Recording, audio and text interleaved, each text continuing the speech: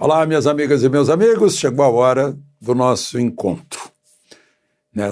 Hoje é terça-feira, 7 de fevereiro. Em 7 de fevereiro de 1940, era lançado em Nova York o segundo desenho animado de Walt Disney, Pinóquio.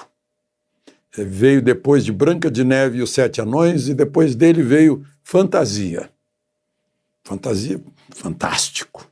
É o que tem o Aprendiz de Feiticeiro. Mas Pinóquio é um personagem do Carlo Collodi, um italiano. Era um boneco cujo nariz crescia cada vez que mentia. Como Pinóquio pode simbolizar muita gente aqui no Brasil, hein? Muita gente que a gente conhece, que está todos os dias no noticiário contando cada história. Vocês aí estão identificando já uns 10, né? Bom, então, não esqueça de se inscrever e, ao final, de deixar o seu gostei ou não gostei. Vamos aos assuntos de hoje.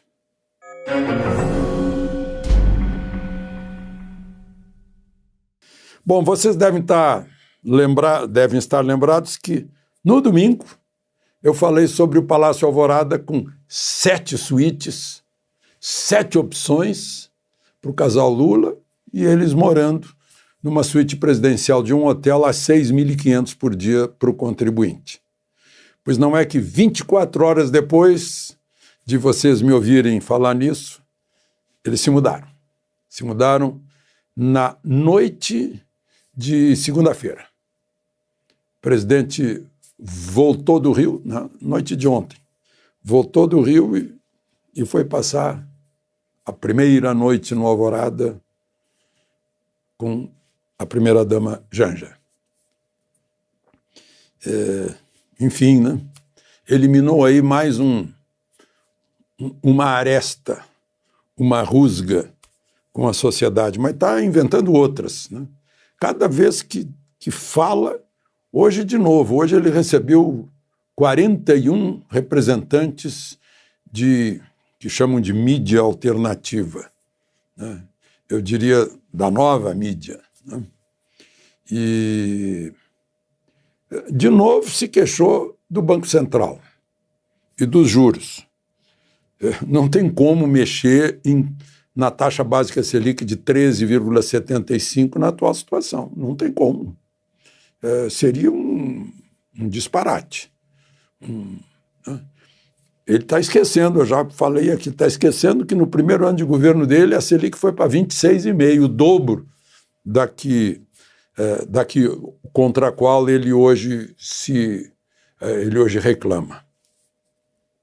E assim, briga com o presidente do Banco Central, né? Não quer saber de autonomia do Banco Central.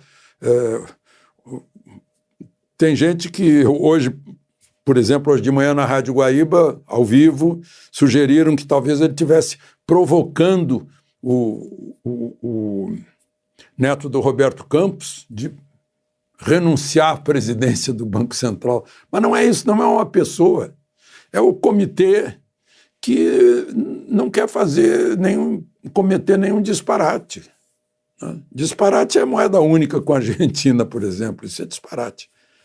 Como lembrou o Alexandre Schwartzman no Estadão de ontem. Mas, enfim. Outra coisa, agora está indo para os jornais.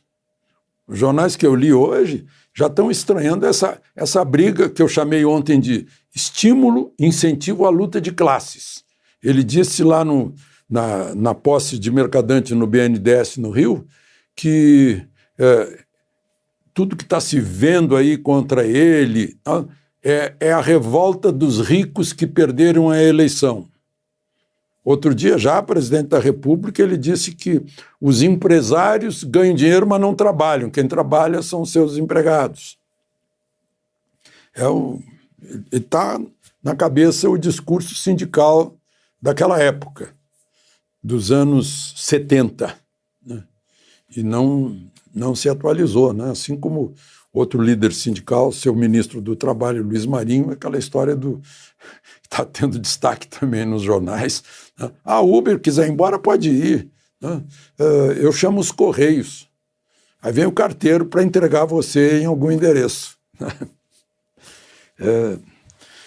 Tem coisas estranhas, né? Como se o mercado já não tivesse abalado, uma pelas demissões, fechamento de indústrias, demissões em indústrias e setor financeiro, né? E não são poucas demissões, não, são muitas, né? São setores que estão abalados, né? Embora o discurso otimista do novo presidente do BNDES, Aloysio Mercadante, que o BNDES vai trabalhar pela industrialização do país, né? E pelos pequenos. Mas é o que está acontecendo. Cada vez que o presidente faz crítica ao Banco Central, o dólar sobe e o real se desvaloriza. Hoje eu vi gente dizendo assim, o ministro da Fazenda tem que aconselhar o presidente a parar com isso, a parar com essa briga.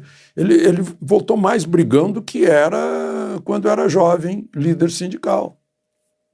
Não sei se é algum tipo de vendetta ou o que aconteceu. Em geral, quando a pessoa vai avançando nos anos, vai se tornando mais cordata, mais compreensiva com aqueles que julga opostos ou adversários, né? Bom, vamos em frente.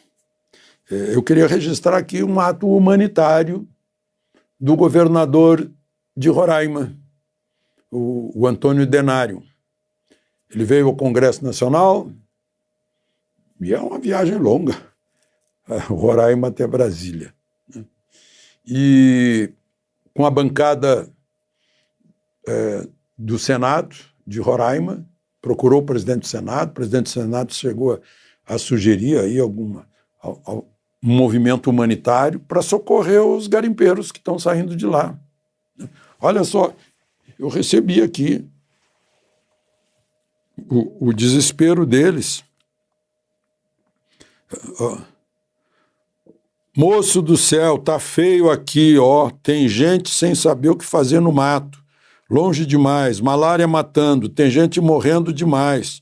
Onde eu tô já passou 2 corpos flutuando no rio. Rapaz, está saindo com tudo que ganhou no ano e perdendo tudo. Olha a situação dos garimpeiros que estão saindo. Eu vi aqui que a zona de identificação de defesa aérea parece que está mudando, permitindo um corredor para a saída deles via aérea. E é disso que trata o governador de Roraima no Senado. Dar uma oportunidade de saída, fazer um acordo com o Ministério Público, né, um ajuste de conduta, e depois eles têm que ser socorridos lá em Roraima, porque o garimpeiro não é o sujeito paupérrimo do seu lugar de origem que foi para lá para ver se ganha vida. Só que entrou num lugar que é proibido, né? Não pode fazer lavra, pesquisa, garimpo em reserva indígena, a não ser com a licença do Congresso Nacional. Não tem nada de poder executivo nisso, não. É o Congresso Nacional que autoriza ou não, né? Então, e hoje é o dia da luta dos povos indígenas. Então, tem todos os lados precisando ser amparados, porque todos são brasileiros. E todos estão buscando sobreviver, né? Bom, mudando de assunto. Bom, só para registro, eu falei de Senado, certamente os deputados de Roraima também estão nessa, né? E lá no Senado agora o líder da oposição, dos partidos de oposição, é o Rogério Marinho, que teve 32 votos na disputa com Rodrigo Pacheco. É o líder da oposição. Hoje pela manhã a Polícia Federal foi à casa de um outro coronel PM. Eu contei para vocês que o comandante-geral da PM, que estava preso, ficou 20 dias preso, agora se constatou que ele, ao contrário, ele procurou defender os palácios, parece que no caso do Supremo foi ferido, tentando reprimir, né? Foi ferido. Então, ao contrário, ele devia ser condecorado por ferimento, né? E ter ido lá. Eu não sei o que vai acontecer, os advogados estão falando aí sobre indenizações por danos morais para as pessoas que foram presas sem ter nada a ver com isso. E foi preso agora um coronel, um major, um capitão que era ajudante de ordens do comandante-geral e um soldado PM, né? O argumento é que teriam facilitado a entrada no Supremo. Esse coronel, que é o de operações, estava de licença, né? Então, também é outro assunto aí que se faz assim com pressa, né? E que é preciso esclarecer. Bom, por fim, o registro do terremoto terrível que atingiu a Turquia e a Síria. Está aí com ao redor de 6.000 mortos. Aí vocês vão de olhar para o nosso país, né? Como me lembrou hoje um amigo que veio lá daquela região, nasceu lá, né? E me disse, que país maravilhoso é o Brasil. Aí eu respondi para ele, mas a gente tem outro tipo de terremoto. De Brasília, Alexandre Garcia.